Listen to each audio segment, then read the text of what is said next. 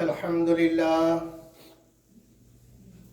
لله نحمده ونستعينه ونستغفره ونؤمن به ونتوكل عليه ونعوذ بالله من شرور أنفسنا ومن سيئات أعمالنا من يهده الله فلا مضل له ومن يضلل فلا هادي له وأشهد أن لا إله إلا الله وحده لا شريك له وأشهد أن محمدًا عبده ورسوله أرسله الله تعالى إلى كافة للناس بشيرا ونذيرا وداعيا إلى الله بإذنه وسراجا منيرا صلى الله تعالى عليه وعلى آله وأصحابه وبارك وسلم تسليما كثيرا كثيرا أما بعد قال النبي صلى الله عليه وسلم لو كان بعدي نبي لكان عمر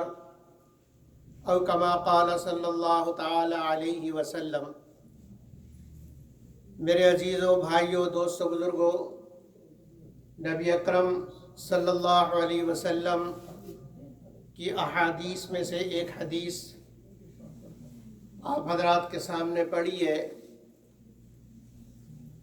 جس میں اللہ کے نبی صلی اللہ علیہ وسلم ارشاد فرماتے ہیں لو کان بعدی نبی، اگر میرے بعد کوئی نبی ہوتا، میرے بعد کوئی نبی ہے نہیں، انا خاتم النبیین، انا خاتم النبیین لا نبی بعدی، میں آخری نبی ہوں اور میرے بعد اب کوئی نبی نہیں، قیامت تک کوئی نبی نہیں۔ اور پھر فرمایا لو کان بعدی نبی، اگر میرے بعد بالفرض اگر میرے بعد کوئی نبی ہوتا تو عمر ہوتے۔ اس حدیث کے اندر نبی اکرم صلی اللہ علیہ وسلم نے حضرت عمر فاروق رضی اللہ عنہ کی عظمت بیان کی ہے کہ میرا یہ امتی، میرا یہ صحابی اتنی عظیم صفتوں والا ہے، اللہ نے اس کے اندر ایسی عظیم صفتیں رکھی ہیں کہ وہ نبیوں کی صفت ہے، میرے بعد کوئی نبی ہے نہیں، اور اگر کوئی آتا تو عمر کے اندر وہ ساری صلاحیتیں موجود ہیں کہ اللہ اس کو نبی بناتی۔ کتنی بڑی بات ہے کہ اللہ کے نبی صلی اللہ علیہ وسلم اپنی زبان مبارک سے اتنی بڑی بات فرما رہے ہیں، جس سے حضرت عمر رضی اللہ عنہ کی شان ساری امت کے سامنے آتی ہے کہ کتنی شان والے حضرت عمر رضی اللہ عنہ ہیں۔ حضرت عمر رضی اللہ عنہ کی سب سے بڑی شان یہ ہے کہ جو خواہش حضرت عمر رضی اللہ عنہ کی عرش پر ہوتی تھی، اللہ جل جلالہ و عم نوالہ کی بھی وہی چاہت عرش پر ہوتی تھی۔ شاہ ولی اللہ رحمۃ اللہ علیہ محدث دہلوی فرماتے ہیں کہ 20 یا 22 مقام قرآن حکیم کے ایسے ہیں کہ حضرت عمر رضی اللہ عنہ نے جو کہا اللہ نے اسی کو قرآن بنا کے اتار دیا۔ جو حضرت عمر رضی اللہ عنہ نے کہا، اور بعض مقامات تو ایسے عجیب ہیں کہ بعین ہی انہی الفاظ میں قرآن اترا۔ جو الفاظ حضرت عمر رضی اللہ عنہ نے کہے وحی کے اترنے سے پہلے، اللہ نے انہی الفاظ کو وحی بنا کر اتار دیا۔ اس کو موافقات عمر کہتے ہیں کہ حضرت عمر رضی اللہ عنہ کی موافقت قرآن کی آیتوں میں بے شمار فضائل میں ایک سب سے بڑی فضیلت حضرت عمر رضی اللہ عنہ کی یہ ہے۔ اور 20-22 مقام جیسے میں نے عرض کیا، سب کی تفصیل کا یہ موقع نہیں، جمعے کا وقت بہت مختصر ہوتا ہے، چند واقعات میں آپ سے عرض کر دیتا ہوں کہ حضرت عمر رضی اللہ عنہ نے جو کہا اللہ جل جلالہ و عم نوالہ نے اسی کو قرآن بنا دیا۔ نبی اکرم صلی اللہ علیہ وسلم حج کے لیے تشریف لے گئے، صحابہ رضوان اللہ علیہم اجمعین ساتھ ہیں، اور کعبے کے اوپر جب نظر پڑے تو تو کہا جو دعا مانگو قبول ہوگی، اور کعبے پہ نظر پڑتی تمہارا ترانہ بدل جانا چاہیے، تمہارے کلمات بدل جانی چاہیے۔ سب سے پہلے تمہیں اپنے عقیدے کا اظہار کرنا ہے، اور کعبے پہ نظر پڑتے ہی زور زور سے کیا کہنا ہے؟ لبیک اللہم لبیک لبیک لا شریک لک لبیک ان الحمد والنعمت لک والملک لا شریک لک لبیک اللہم لبیک، اے اللہ میں حاضر ہوں، دل و جان سے حاضر ہوں، تیرے سوا کوئی نہیں، لا شریک لک، تیرے سوا تیرا کسی چیز میں، نہ تیری ذات میں کوئی شریک، نہ تیری صفات میں کوئی شریک، تو لا شریک ہے، تیرا کوئی شریک نہیں، ساری نعمتیں تیری طرف سے، ساری تعریفیں تیری ہی ہیں، تیرے سوا کوئی نہیں۔ طواف کرنے حج ہو رہا ہے، اور ان کا معلم صحابہ رضوان اللہ علیہم اجمعین کا معلم، ان کو حج سکھانے والے نبی اکرم صلی اللہ علیہ وسلم ہے۔ اللہ اکبر، کتنی خوش نصیب وہ جماعت تھی۔ آپ نے بھی حج کیا، ہم نے بھی حج کیا۔ جماعت کے ساتھ معلم ہوتا ہے، یہ شرائط میں سے ان کی ہے کہ معلم ساتھ ہوگا، تاکہ آپ جو اتنی محنت کر کے آئے ہیں آپ کی محنت ضائع نہ ہو، ایسا نہ ہو کہ آپ کا حج خراب ہو جائے اور آپ کو پتہ بھی نہ چلے، دم آ جائے آپ کو پتہ بھی نہ چلے۔ اس لیے معلم ساتھ ہوتا ہے تاکہ رہنمائی کر سکے اور آپ کا حج صحیح کرا سکے۔ نبی اکرم صلی اللہ علیہ وسلم بنفس نفیس اس جماعت کے معلم ہیں، اور صحابہ متعلم ہیں، معلم بھی سب سے اعلیٰ، متعلم بھی سب سے اعلیٰ۔ نہ اس سے اعلیٰ معلم دنیا میں آیا، نہ اس سے اعلیٰ متعلم دنیا کے اندر آئے، جو ایک ایک چیز کو سیکھنے والے۔ طواف شروع ہوا، کعبے کا چکر لگا رہے، 7 چکر جب پورے ہو گئے، 7 طواف پورے ہو گئے، اور اس میں دعائیں بھی ہو رہی ہیں، آوازاری بھی ہو رہی ہے، رونا بھی ہو رہا، گڑ گڑانا بھی ہو رہا، اللہ سے مانگنا بھی ہو رہا، ربنا آتنا فی الدنیا حسنہ وفی الآخرۃ حسنہ وقنا عذاب النار اللہم انی اسألک رضاک والجنہ۔ یہ نبی اکرم صلی اللہ علیہ وسلم کی کلمات اور صحابہ کے کلمات تھے۔ طواف کے دوران بار بار یہ پڑھ لیں، دعائیں اللہ سے مانگ رہے، اور طواف ختم ہوا۔ نبی اکرم صلی اللہ علیہ وسلم نے حضرت عمر رضی اللہ عنہ کو وہ پتھر دکھایا، جو پتھر کعبے سے تھوڑا پیچھے ہٹ کر نصب ہے، جسے مقام ابراہیم کہتے ہیں۔ وہ پتھر جس پر کھڑے ہو کر حضرت ابراہیم علیہ السلام کعبے کی تعمیر فرما رہے تھے، وہ پتھر بھی بڑا عجیب، اس نے اپنے اس صلہ کا جو بدلہ مانگا اللہ سے کہ اپنے خلیل کے قدموں کی چھاپ بنا دے مجھے، تو اللہ نے حضرت خلیل علیہ السلام، حضرت ابراہیم علیہ السلام کے پیروں کے چھاپ، پیروں کا نقشہ اس کے اوپر ثبت کر دیا۔ گویا کہ کعبے کی تعمیر میں وہ پتھر بھی شریک ہے، اور اللہ جل جلالہ و عم نوالہ کے گھر کی تعمیر ابراہیم علیہ السلام نے کی، اللہ نے انہیں خلیل اللہ بنا لیا۔ اسماعیل علیہ السلام نے معاونت کی، انہیں ذبیح اللہ بنا لیا۔ پتھر نے معاونت کی، اسے آیت اللہ بنا لیا۔ اللہ کی ایک نشانی۔ نبی اکرم صلی اللہ علیہ وسلم نے جب وہ پتھر دکھایا تو حضرت عمر رضی اللہ عنہ نے خواہش ظاہر کی کہ اللہ کے نبی، میں یہاں 2 نفلیں نہ پڑھ لوں؟ میں یہاں پر اس مقام ابراہیم پر 2 نفلیں نہ پڑھ لوں؟ اب نبی صلی اللہ علیہ وسلم خاموش، کوئی جواب نہیں، کیونکہ نبی تو تابع ہوتا ہے وحی کا، وَمَا يَنْطِقُ عَنِ الْهَوَىٰ إِنْ هُوَ إِلَّا وَحْيٌ يُوحَىٰ، کہ نبی اپنی طرف سے کچھ بولتا نہیں جب تک وحی نہ آ جائے۔ اس مقام پہ خاص، اس مقام پہ پڑھنا ہے یا نہیں پڑھنا، اس کے بارے میں کوئی وحی آئی نہیں، نبی خاموش۔ ادھر عمر رضی اللہ عنہ کی خواہش کیا ہے کہ یہاں میں 2 نفلیں پڑھوں. تو ابھی حضرت عمر رضی اللہ عنہ کی خواہش کا اظہار ہو چکا تھا. وہ چاہ رہے تھے کہ اللہ کے نبی اجازت دے دیں. اللہ کے نبی نے ابھی تک اجازت نہیں دی. عرش والے اللہ نے اجازت دی اور جبریل علیہ السلام کو بھیجا اور قرآن کی آیت اتری واتخذوا من مقام ابراہیم مصلی.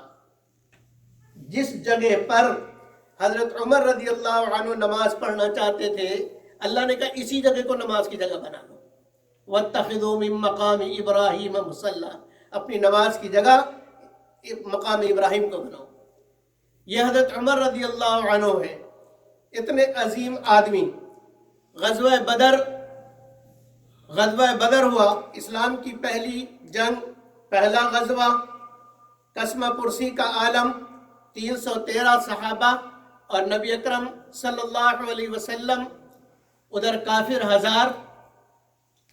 نبی صلی اللہ علیہ وسلم رات بھر دعاؤں میں مصروف اور مشغول. حضرت ابوبکر رضی اللہ عنہ نے تسلی دی کہ اللہ کی مدد آ گئی، اللہ کی مدد آ گئی. وَلَقَدْ نَصَرَكُمُ اللَّهُ بِبَدْرٍ وَأَنْتُمْ أَذِلَّةٌ، کہ اللہ نے مدد نہیں کی بدر کے اندر تمہاری، تم تو بڑے کمزور تھے.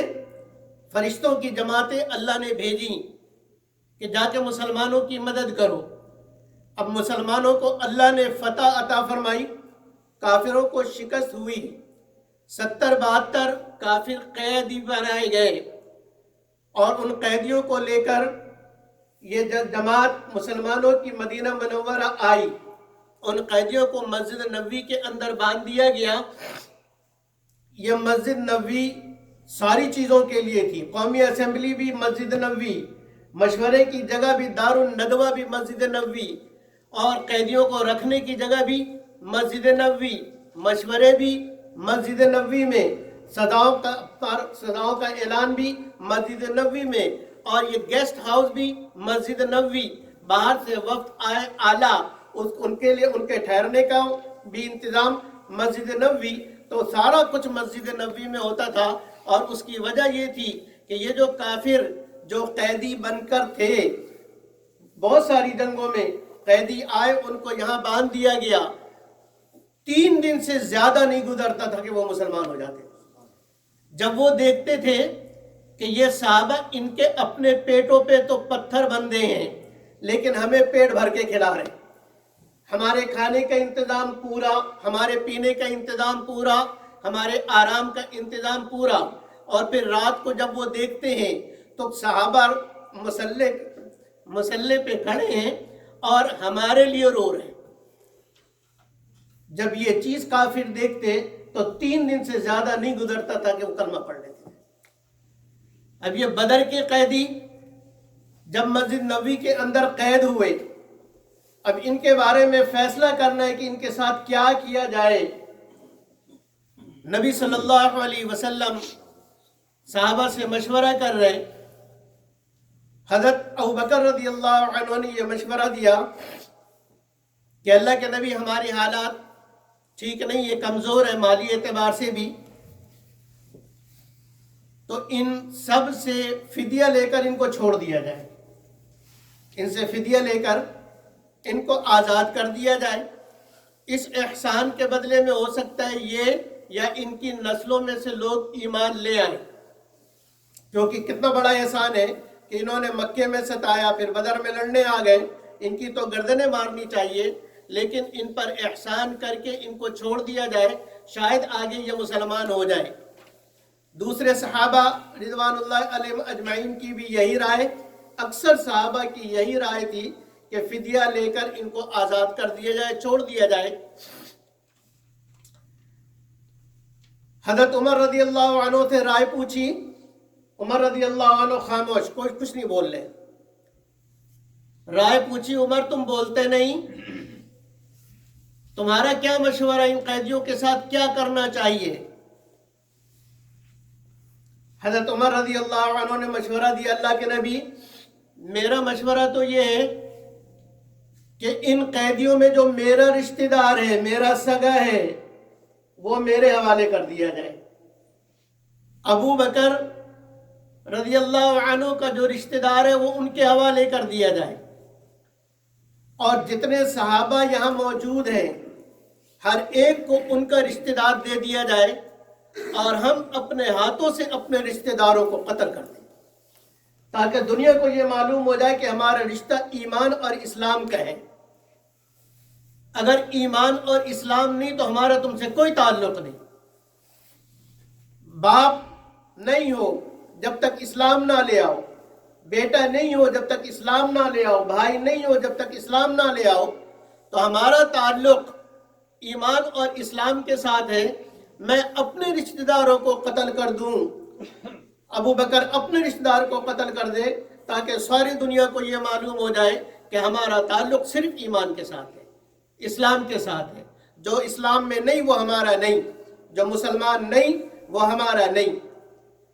یہ حضرت عمر رضی اللہ عنہ نے مشورہ دیا کہ ہر ایک اپنے اپنے رشتہ داروں کو قتل کر دے۔ نبی اکرم صلی اللہ علیہ وسلم نے فیصلہ دیا کہ فدیہ لے کر ان کو چھوڑ دیا جائے۔ فیصلہ ہو گیا اور قیدی آزاد کر دیے گئے۔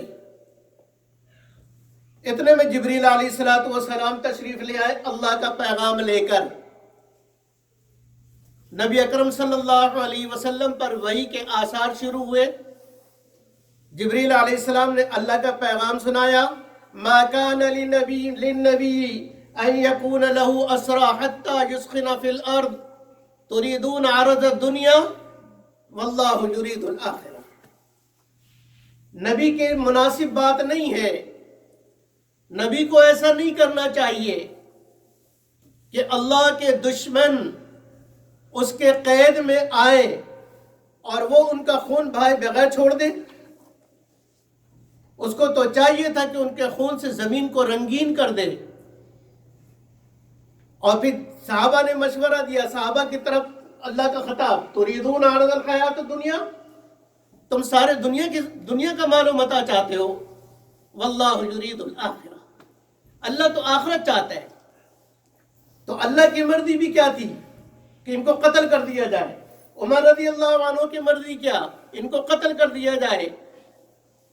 جب یہ آیت نبی صلی اللہ علیہ وسلم نے سنائی، اس وقت آپ صلی اللہ علیہ وسلم پر بھی گریہ طاری تھا، حضرت ابوبکر رضی اللہ عنہ پر بھی گریہ طاری تھا، اور صحابہ پر بھی گریہ طاری تھا۔ سب رو رہے تھے، ڈر رہے تھے۔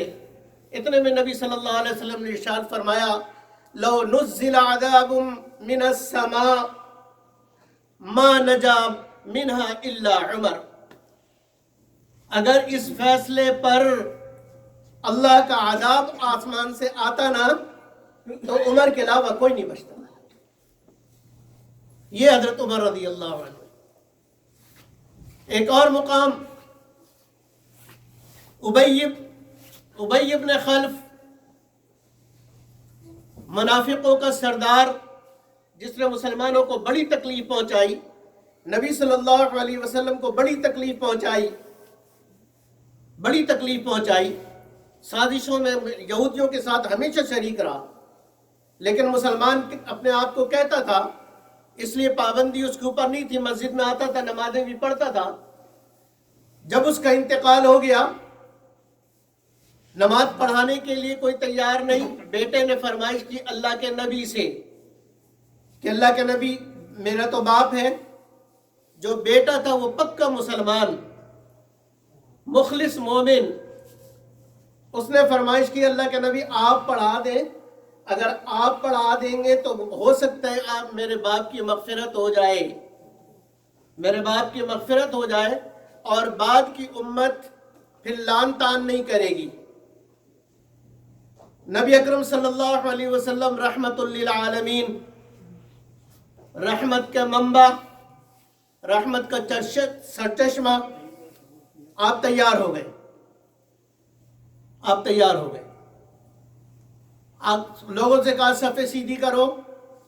عبداللہ ابن ابی کی نماز جنازہ ہے، لوگ صفوں میں کھڑے ہو گئے، نبی صلی اللہ علیہ وسلم آگے بڑھنے لگے اس کی نماز جنازہ پڑھانے کے لیے۔ حضرت عمر رضی اللہ عنہ نے دامن پکڑ لیا. اللہ کے نبی کہاں جا رہے ہیں؟ کہا جنازہ پڑھانے جا رہا ہوں. کہا آپ نہ جائیں, آپ نہ پڑھائیں. کہا نہیں میں پڑھاتا ہوں. پھر آگے بڑھے, پھر روک لیے کہ اللہ کے نبی آپ نہ پڑھائیں. اس نے بہت تنگ کیا, بہت ستایا ہے. کوئی اور پڑھا لے ٹھیک ہے, آپ اس کی نماز جنازہ نہ پڑھائیں. اب ادھر نبی جانے کو تیار, جانا چاہ رہے نماز پڑھانے کے لیے. حضرت عمر رضی اللہ عنہ روکنا چاہ رہے. اتنے میں قرآن اتر گیا. اللہ نے جبریل علیہ السلام کو بھیج دیا, اور جبریل علیہ السلام بالکل واضح صاف حکم لے کر آئے, لا تصلی علیہم ابدا. نبی جی آپ ان پر نماز نہیں پڑھا سکتے. لا تصلی علیہم ابدا, آپ ان کی نماز جنازہ نہیں پڑھائیں گے. اس لیے کہ نماز جنازے میں آپ توبہ استغفار کریں گے,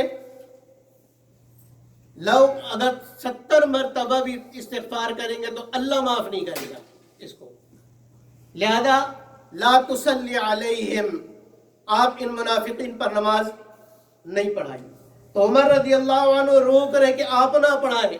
اللہ نے آج قرآن اتار دیا کہ عمر صحیح کہہ رہا, آپ نہ پڑھائیں. میرے محترم بھائیوں اور دوستوں, حضرت عمر رضی اللہ عنہ کو جو یہ مقام ملا ہے, یہ غلامی مصطفیٰ سے ملا ہے, نبی اکرم صلی اللہ علیہ وسلم کی غلامی سے ملا ہے, اور آپ صلی اللہ علیہ وسلم کے ساتھ عشق کرنے کی وجہ سے ملا ہے. اگر ہم اور آپ اللہ کے نبی سے محبت کریں گے اور عشق کریں گے اور آپ کے ہر طریقے کو اپنا لیں گے تو انشاءاللہ اللہ رب العزت ہمیں بھی دنیا اور آخرت میں کامیابیاں عطا فرمائیں گے. اللہ مجھے اور آپ کو عمل کی توفیق عطا فرمائے. وآخر دعوانا ان الحمدللہ رب العالمین. سنت پڑھ.